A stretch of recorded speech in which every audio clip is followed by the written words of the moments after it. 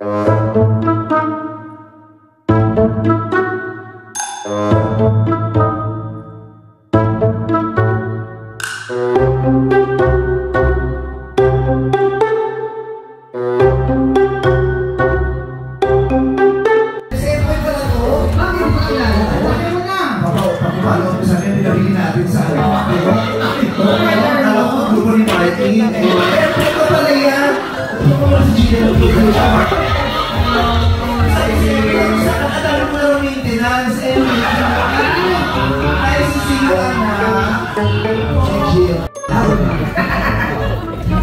kasama niyo talaga si Empoy o kinapit kayo ni Empoy dito? Si Tata talaga. Actually, Tata, yung tuta, kaya hindi yung tuta.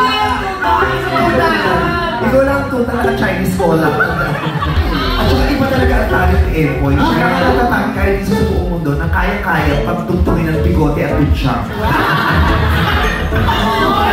Wait na parang estudyante ka ba? It's so cute there, ha? Estudyante ka ni Master Hans. Sabi ko nga yan, yung role nga, yung role mo. Eh, ano magkakabit ka ni Jillian.